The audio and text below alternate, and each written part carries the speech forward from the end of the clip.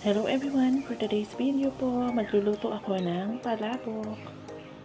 Ito na po, nakagayak na yung aking mga gagamitin. Bawang, sibuyas, pino po yung pagkakahiwa. Nakaready na rin po ang eggs. Ang tinapa flakes. Yan, nahimay ko na po. Tapos yung ating giniling. Rinse natin. Napakuloan ko na rin po yung ating palabok, pansit palabok, and this is chicharon.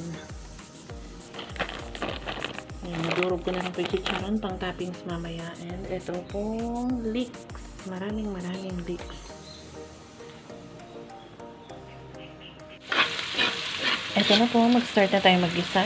Inuna ko na po ang bawang, sibuyas. And then, sunod po itong giniling. Para po ito sa sauce ng palabok.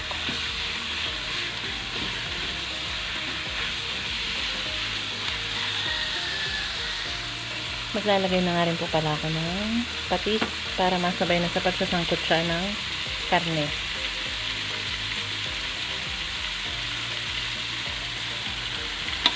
Mga 3 spoon ng patis po ang nilagay ko. Ayan, sangkotsyado na po yung karne. So, pwede na po natin i-add yung kalahati ng ating tinapa flakes. Set aside natin yung kalahati para sa toppings mamaya. Ayan po. Lagay na rin natin ang annatto powder. Annatto powder po ginamit ko para pampakulay po.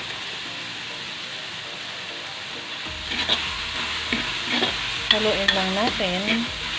And then, add ko na rin po yung sabaw ng pinaglagaan ng hipon para mas malasa po.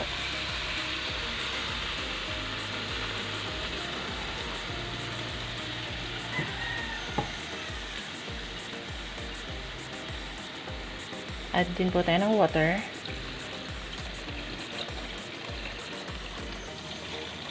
Yan, ganyan lang po karami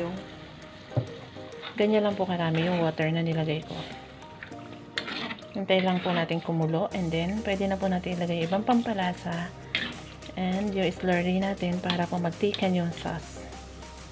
Ayan guys, kumukulo na po. Mag-add lang tayo ng konting MSG. Ayan. Ground black pepper. Tapos po timplahan na rin natin ng naaayon sa ating panlasa. Last ko pong ilalagay ay itong ating slurry para po mag-thicken na yung sauce niya. And then, pwede na po siyang hanguin.